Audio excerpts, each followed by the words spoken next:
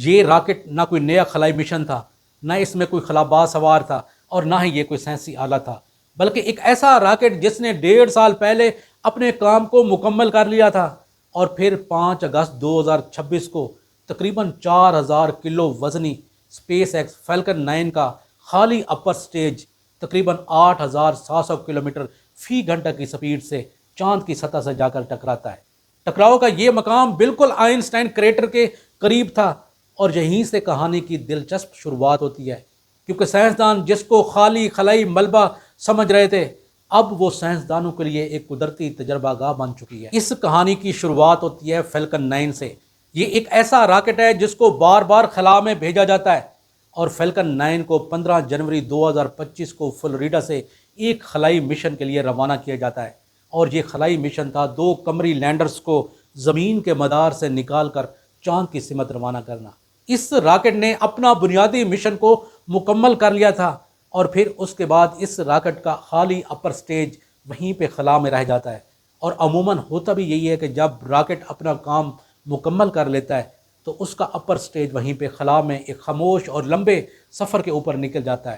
لیکن اس دفعہ کہانی بالکل بھی مختلف تھی۔ تقریباً 18 ماہ تک سورج، زمین اور چاند کی گریویٹیشنل فورس اس اپر سٹیج کے اوپر اثر ڈالتی رہی، جس کی وجہ سے اس کے راستے میں معمولی سا فرق آیا، اور خلا میں یہ معمولی سا فرق بھی ہزاروں کلومیٹر کا فرق بن جاتا ہے، اور اسی وجہ سے اس اپر سٹیج کا راستہ چاند کی سطح سے جا کے ملتا ہے۔ اور پھر اس کے بعد 5 اگست 2026 بدھ کا دن آتا ہے۔ راکٹ کا یہ خالی اپر سٹیج تقریباً 8700 کلومیٹر فی گھنٹہ کی سپیڈ سے چاند کی سطح سے جا کر ٹکراتا ہے۔ چاند پہ زمین جیسا ماحول نہیں ہے، وہاں پہ اس راکٹ کو بغیر کسی مزاحمت کے اپنی پوری سپیڈ کے ساتھ چاند سے جا کے ٹکراتا ہے، جس سے آئنسٹائن کریٹر کے ساتھ ایک نیا کریٹر اور لونر ڈسٹ پیدا ہوتی ہے۔ ہو سکتا ہے آپ میں سے کوئی یہ سوچ رہا ہو کہ جب اتنی بھاری چیز اتنی سپیڈ کے ساتھ چاند کی سطح سے جا کر ٹکرائے گی تو وہاں پہ ضرور کوئی دھماکہ ہوا ہوگا، لیکن حقیقت بالکل بھی اس کے برعکس ہے۔ وہاں پہ امپیکٹ فلیش بالکل کمزور اور اس کے بعد ایک مختصر عرصے کے لیے تھا، جس کے کیمیکل اور ویژول سگنیچرز کو سائنسدانوں نے آبزرویشن اور اسپیس کرافٹ کی مدد سے تلاش کیا ہے۔ چاند کی سطح پر جب بھی کوئی ایک نیا گڑھا بنتا ہے تو وہ سائنسدانوں کے لیے صرف ایک گڑھا نہیں ہوتا بلکہ ایک قدرتی ریکارڈنگ بن جاتا ہے۔ اس لیے جب بھی کوئی چیز چاند کی سطح سے جا کر ٹکراتی ہے تو اس کی مٹی ہزاروں سمت جا کے اچھلتی ہے۔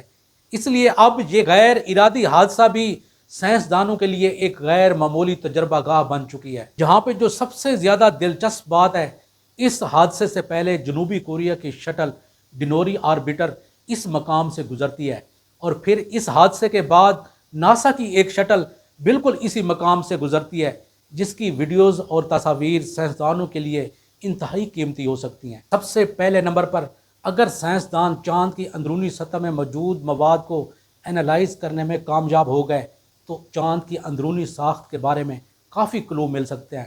ہو سکتا ہے کہ یہ حادثہ 4 ارب سال پرانی کاسمک ہسٹری کو سمجھنے میں مدد دے دے۔ پھر دوسرے نمبر پر اس کہانی کا ایک پریکٹیکل حصہ آتا ہے، کیونکہ سائنسدان اب دنیا کو چاند کے اوپر بسانے کی بات کر رہے ہیں، اور پھر اس کے بعد انسانی انفراسٹرکچر کو چاند کے اوپر بھیجنے کی بات کر رہے ہیں، لیکن وہاں سے ملبے کو گرنے سے روکنے کے لیے زمین جیسا انتظام بالکل بھی موجود نہیں ہے۔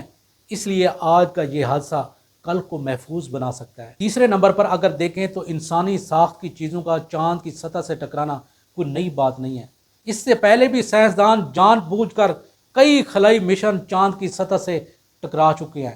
1959 میں سوویت یونین نے لونر 2 کو چاند کی سطح سے ٹکرایا۔ پھر اس کے بعد ناسا نے اپولو اور رینجر جیسے خلائی مشن کو چاند کی سطح سے ٹکرایا۔ پھر 2000 میں ناسا نے ایل کراس کو چاند کی سطح سے ٹکرایا۔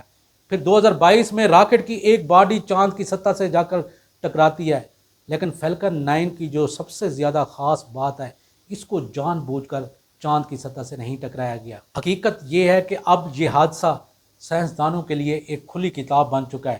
اب سب سے زیادہ اہم سوال یہ نہیں رہا کہ یہ راکٹ چاند کی سطح کے اوپر کیوں جا کے گرا، بلکہ سب سے زیادہ اہم سوال اب یہ بن چکا ہے کہ اس حادثے کے بعد چاند ہمیں کیا بتانے لگا ہے۔